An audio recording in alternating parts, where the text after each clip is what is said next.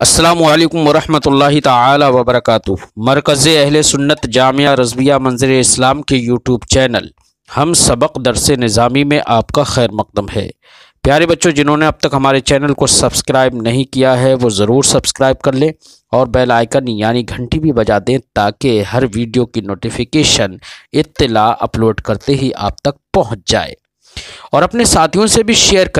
Share کرنا نہ بھولیں تاکہ ان کو بھی فائدہ حاصل کرنے کا موقع ملے، اور بات پسند آئے تو لائک بھی کیا کریں اور اپنے قلبی تأثر کو ضرور کمنٹ کر کے بتائیں۔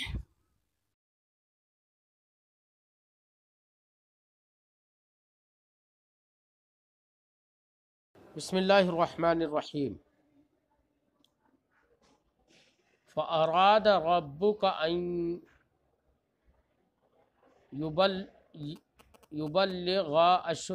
يَبْلُغَا أَشُدَّهُمَا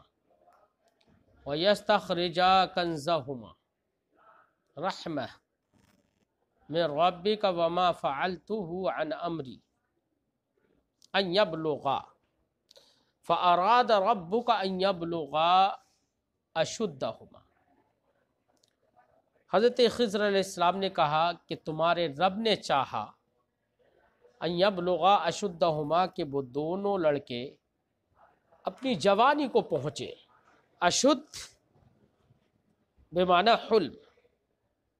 یعنی بڑے ہو جائیں، بالغ ہو جائیں۔ فَأَرَادَ رَبُّكَ أَن يَبْلُغَا أَشُدَّهُمَا کہ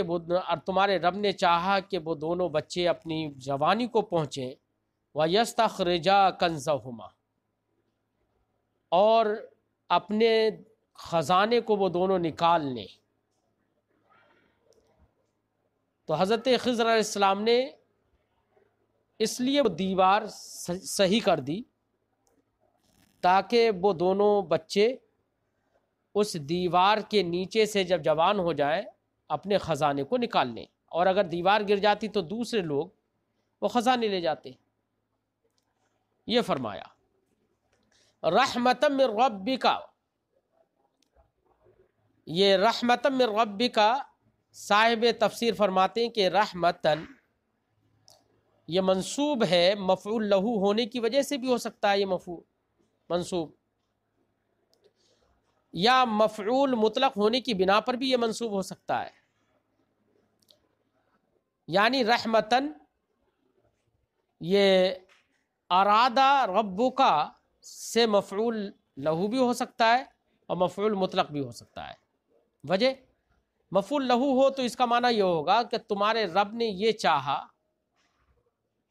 کہ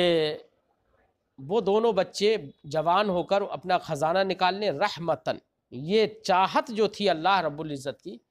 بطور رحم تھی، رحم فرمانے کے خاطر تھی۔ اگر رحمتن کو مفعول لہو بنائے تب تو یہ معنی ہوگا، اور اگر رحمتن کو مفعول مطلق بنائے مصدر کی بنا پر اس کو منصوب مانے تو ایک اعتراض یہ ہوگا کہ ارادہ ما قبل میں فعل چاہنے کا تھا، اور رحمتن یہ مفعول مطلق ہے تو فعل مذکور کے معنی میں تو ہونا چاہیے، تبھی تو مفعول مطلق بنا سکتے ہیں، تو فعل مذکور کے معنی میں تو ہے نہیں۔ تو اس کو صاحب تفسیر بتاتے ہیں کہ یہاں پر مطلب یہ ہے کہ تمہارے رب نے ارادہ فرمایا۔ یہاں پر ارادہ فرمانے کا مطلب یہ ہے کہ وہ بچے جب جوان ہو کر اپنے خزانے کو نکال لیں گے، یہ اللہ رب العزت کا ان کے ساتھ رحمت فرمانا ہے۔ تو یہاں پر ارادہ بمعنی رحمہ ہے، ٹھیک ہے؟ تو یہاں پر ارادہ بمعنی رحمہ ہے تو معنی ہوگا فَأَرَادَ رَبُّكَ اے رحم ربک رحمتن، یہ معنی ہوگا۔ اسی کو صاحب تفسیر فرماتے ہیں مفعول لہو، یہ رحمتن یہ مفعول لہو ہے، اور مصدر منصوب، یا یہ مصدر منصوب ہے۔ مصدر منصوب یعنی مفعول مطلق ہے،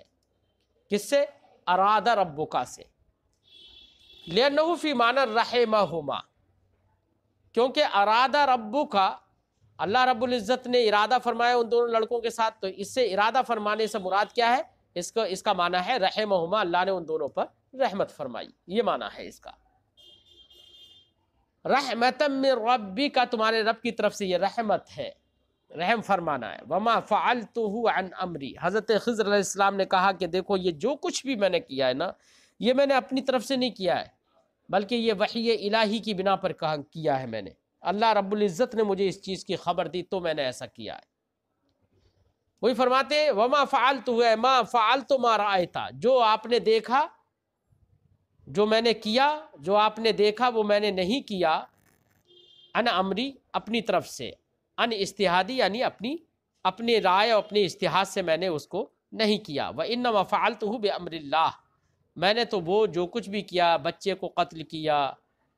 کہیں پر دیوار سیدھی کر دی، کہیں کشتی توڑی، تو یہ سب میں نے اپنی طرف سے نہیں کیا ہے، بلکہ یہ بامر اللہ، انما فعلتہ بامر اللہ، یہ میں نے اللہ کی حکم سے کیا ہے. والہا تعود الی الکل، اور یہاں پر وما فعلتہ میں ہا ضمیر جو ہے وہ کل کی طرف لوٹ رہی ہے. یہ صاحب تفسیر ایک اعتراض کا جواب دیتے ہیں. اعتراض یہ ہے کہ ما قبل میں 3 چیزوں کا ذکر ہوا، تو 3 چیزیں مجموع ہے، جمع ہے، تو ان کی طرف مؤنث کی ضمیر ایک لوٹا دی جاتی وہاں فعلتھا، تاکہ کئی چیزوں کی طرف ضمیر لوٹ جاتی. ٹھیک ہے، لیکن یہاں پر ضمیر ویسی بھی نہیں ہے، تو یہاں پر تو واحد مذکر کی ضمیر ہے، مفرد کی ضمیر ہے فعلتہ، جبکہ ما قبل میں جن چیزوں کا ذکر ہوا، جو کام کیے وہ 3 تھے، تو یہاں پر مفرد کی ضمیر کا لوٹانا درست نہیں. تو جواب یہ دیا صاحب تفسیر نے، یہاں پر مفرد کی ضمیر ان میں سے سب کی طرف نہیں لوٹا جا رہی ہے، بلکہ ہر ایک کی طرف نظر کرتے ہوئے نہیں، بلکہ 3 تھے تو 3 ایک مجموع ہے، کل ہے، تو کل کی طرف ضمیر لوٹ رہی ہے. ٹھیک ہے، تو ما قبل میں جو بھی ہے وہ مذکور یا کل کے درجے میں ہے، اس کی طرف ضمیر لوٹا دی، واحد مفرد کی، واحد کی اور مذکر کی. وما فعلتہ، وہی فرماتے ہیں والہا تعود الی الکل، فعلتہ میں جو ہا ہے وہ لوٹ رہی ہے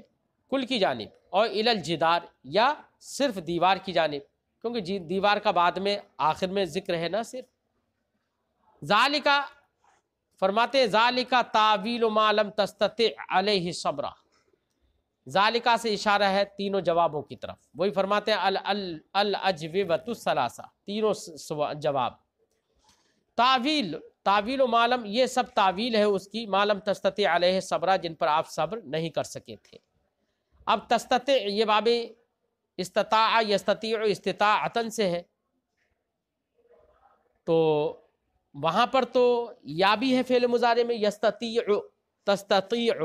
تو یہاں پر بھی یا ہونا چاہیے. تو صاحب تفسیر فرماتے ہیں یہاں پر یا کو حذف کر دیا گیا ہے تخفیفاً، اور یا کو حذف کر کے تخفیفاً یہ کہہ دیا گیا ولم تستطع، کیونکہ اصل میں تھا تستطیع یا کے ساتھ. ٹھیک ہے، فرماتے ہیں اچھا یا تو حذف کر دیے، لم تستطیع میں یا تو حذف ہوئی ہے بیٹا اجتماع ساکنین کی وجہ سے، لیکن صاحب کتاب فرماتے ہیں یہاں پر تا بھی محذوف ہے. لم تستطع، استطاع یستطیع، تو مؤنث کا صیغہ تستطیع یا مذکر حاضر کا صیغہ تستطیع ہونا چاہیے، 2 تا آنا چاہیے نا، لیکن یہاں پر صرف ایک ہی تا ہے، ما لم تستطع، ایک ہی تا ہے، تو ایک تا کو حذف کر دیا گیا یہاں پر تخفیفاً. فرماتے ہیں تعویل و ما لم تستطع علیہ صبرا، یہ اس کی تعویل ہے جس پر تم صبر نہیں کر سکے. حذفت تا، یہاں پر ایک تا کو حذف کر دیا گیا ہے تخفیفاً. وقد زال اقدام اقوام من الضلال، بہت سارے گمراہ ہونے والے لوگوں کے قدم یہاں پر بہک گئے، پھسل گئے. کس میں؟ فی تفضیل الولی علی النبی، ولی کو نبی پر فضیلت دینے میں. اب صاحب تفسیر ایک مسئلہ بیان کر رہے ہیں، فرماتے ہیں کہ دیکھو غیر نبی کو نبی پر فضیلت دینا کفر ہے. کوئی بھی غیر نبی نبی سے افضل نہیں ہو سکتا، یہ بالاتفاق بات ہے. اعلیٰ حضرت علیہ رحمت و رضوان نے بھی المستند المعتمد، اور علامہ فضل رسول عثمانی بدایونی نے المعتقد المنتقد میں یہ بات بیان فرمائی ہے کہ غیر نبی کو نبی پر فضیلت دینا کفر ہے، جبکہ کسی اور نبی کو ہمارے نبی پر فضیلت دینا چاہے جزئی ہی کیوں نہ ہو وہ گمراہی ہے. اب یہ حضرت موسیٰ علیہ الصلوۃ والسلام اور حضرت خضر علیہ الصلوۃ والسلام کا جو واقعہ ہے، یہاں پر کچھ لوگوں کے قدم پھسلے. کچھ لوگوں نے یہ کہا کہ دیکھو حضرت موسیٰ علیہ الصلوۃ والسلام اللہ کے نبی ہیں بالاتفاق، اس میں کوئی شک نہیں ہے، لیکن حضرت خضر علیہ الصلوۃ والسلام سے علم حاصل کرنے کے لیے گئے، اور علم حاصل کرنے سے یہ معلوم ہوا کہ حضرت خضر علیہ الصلوۃ والسلام وہ نبی ہیں، وہ استاذ ہیں، اور استاذ کو ایک فضیلت اور تقدم حاصل ہوتا ہے شاگرد پر۔ تو حضرت موسیٰ علیہ الصلوۃ والسلام پر جو کہ نبی ہے، اور حضرت خضر علیہ السلام جو کہ بالاتفاق یا جن کے ولی ہونے میں تو اتفاق ہے اور نبی ہونے میں اختلاف ہے، تو وہاں پر حضرت موسیٰ علیہ السلام شاگرد، حضرت خضر علیہ السلام جو کہ نبی ہونے میں جن کے اختلاف ہے وہ استاذ، اور استاذ کو فضیلت ہے، تو یہاں پر غیر نبی کو نبی پر فضیلت ہوئی۔ تو کچھ لوگوں نے اس واقعہ سے یہ سمجھ لیا کہ غیر نبی نبی سے افضل ہو سکتا ہے، یہ سمجھ لیا۔ صاحب تفسیر فرماتے غیر نبی کو نبی پر فضیلت دینا یہ کفر ہے، بالاتفاق کفر ہے، تمام علماء نے ہمارے یہ فرمایا، اس لیے یہاں پر غیر نبی کو نبی پر فضیلت دینا نہ سمجھا جائے۔ کیوں؟ اس لیے کہ حضرت خضر علیہ الصلوۃ والسلام کو اگر وہ نبی ہیں، جیسے کہ حضرت اعلیٰ حضرت علیہ رحمۃ و رضوان نے تحقیق سے بیان کیا ہے فتاوی رضویہ میں کہ حضرت خضر علیہ الصلوۃ والسلام نبی ہے، ٹھیک ہے، تو نبی ہے، تب تو یہاں پر نبی کو غیر نبی کو نبی پر فضیلت دینا تو خیر پایا ہی نہیں جائے گا۔ اور اگر تھوڑی دیر کے لیے مان لیجیے کہ حضرت خضر علیہ الصلوۃ والسلام ولی ہیں، نبی نہیں ہیں، تو غیر نبی کو نبی پر فضیلت دینا تو کفر ہے، تو یہاں پر اس واقعہ میں کیوں ہوا حضرت موسیٰ علیہ السلام پر حضرت خضر علیہ السلام کو پھر فضیلت کیسے دی گئی؟ تو اس کا جواب یہ دیا گیا ہے کہ یہاں پر حضرت خضر علیہ الصلوۃ والسلام کے واقعہ میں جو موسیٰ ہیں، کچھ لوگوں نے جواب یہ دیا ہے جو موسیٰ ہیں وہ موسیٰ نہیں ہے جو نبی تھے، یہ وہ موسیٰ نہیں ہے، کچھ لوگوں نے یہ کہا ہے، ٹھیک ہے، تو اس طریقے سے کچھ لوگوں نے کہہ دیا۔ لیکن بخاری شریف میں شروع میں آپ لوگوں نے پڑھا ہے، ہم نے اس بات پر حدیث امام بخاری نے ذکر کیا، ہم نے بڑی توضیح کے ساتھ بیان کیا تھا کہ یہ حدیث پاک سے ثابت ہے کہ حضرت خضر علیہ الصلوۃ والسلام کے جو مصاحب ہیں، حضرت خضر علیہ الصلوۃ والسلام سے علم سیکھنے کے لیے جو گئے، یہ حضرت خضر علیہ السلام سے ملاقات کرنے والے جو موسیٰ ہیں وہ موسیٰ بنی اسرائیل ہی کے موسیٰ ہیں، یعنی نبی ہی ہے، اس میں کوئی شک نہیں ہے۔ انبیاء علیہ الصلوۃ والسلام، نبی کریم صلی اللہ علیہ وسلم نے یہی بیان فرمایا، صحابی رسول نے یہی دلیل میں کہا کہ سرکار نے یہ فرمایا ہے، جیسے کہ بخاری کی حدیث آپ نے پڑھی ہے۔ تو پھر اگر خضر علیہ السلام ولی ہے تو پھر جواب کیا ہوگا؟ غیر نبی کو نبی پر فضیلت سمجھ میں آ رہی ہے اس سے، تو جواب یہ ہوگا کہ اگر بالفرض مان لیجئے کہ حضرت خضر علیہ السلام ولی ہیں، نبی نہیں ہے، تو ایسی صورت میں جواب یہ ہوگا کہ اللہ رب العزت نے کچھ مصلحتوں کے پیش نظر حضرت خضر علیہ الصلوۃ والسلام کو کچھ اسرار غیبیہ عطا فرمائے تھے، تو وہ من وجہن ان کا علم کچھ باتوں کا ہے، اور من وجہن حضرت موسیٰ علیہ الصلوۃ والسلام افضل ہیں، تو بظاہر یہ لوگوں کو تعلیم دینے کے لیے کہ دیکھیے کہ کبھی بھی علم کتنا بھی ہو اس کے باوجود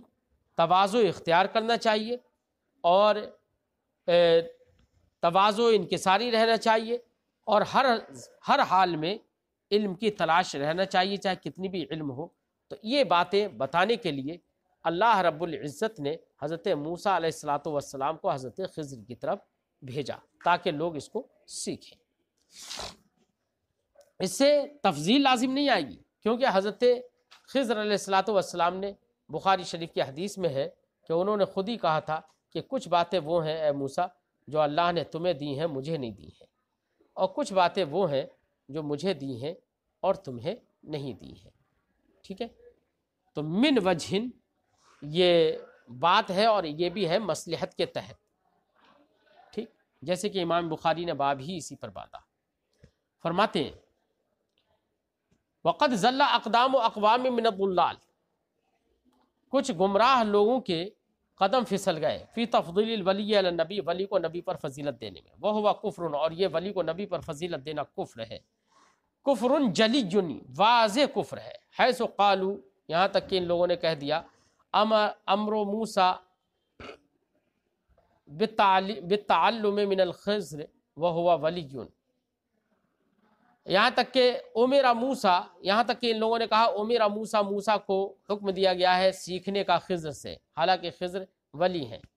والجواب، جواب یہ ہے ان الخضر نبی، پہلا جواب تو یہ کہ خضر تو نبی ہیں، وَإِن لَمْ يَكُنْ كَمَا زَعَمَ الْبَعْضُ، اور اگر ویسا نہ ہو جیسے کہ بعض نے خیال کیا تو پھر جواب یہ ہوگا فَهَذَا ابتلاء فی حق موسیٰ علیہ السلام، یہ حضرت موسیٰ علیہ السلام کے حق میں آزمائش ہے،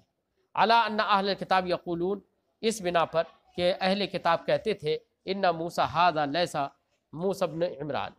یہ موسیٰ جو کہ خضر کے پاس گئے یہ موسیٰ ابن عمران نہیں تھے، انما ہوا موسیٰ ابن ماسان، وہ موسیٰ ابن ماسان تھے، ومن المحال، اور محال ہے کہ ان یکون الولی ولیا بایمانہ بالنبی، کہ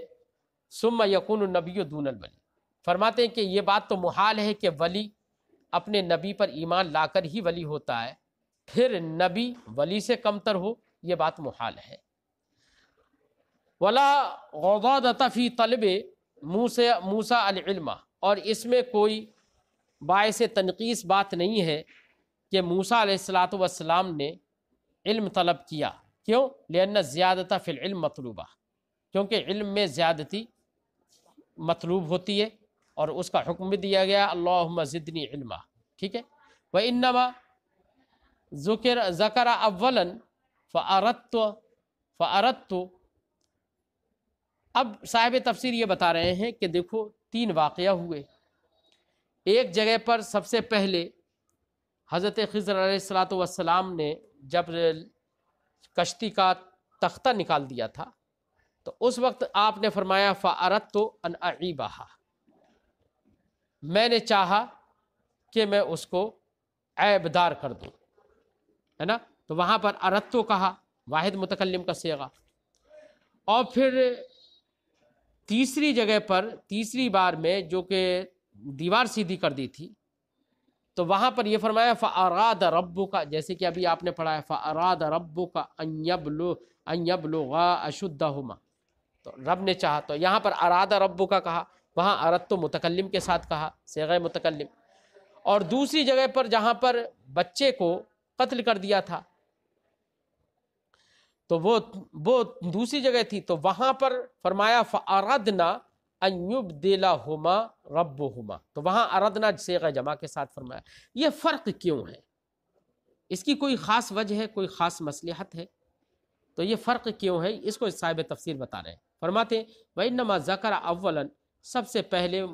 یہاں پر آیت کریمہ میں پہلے اردتو ذکر کیا، لِأَنَّهُ إِفْسَادٌ فِي الظَّاهِرِ، اردتو متکلم کا صیغہ ہے،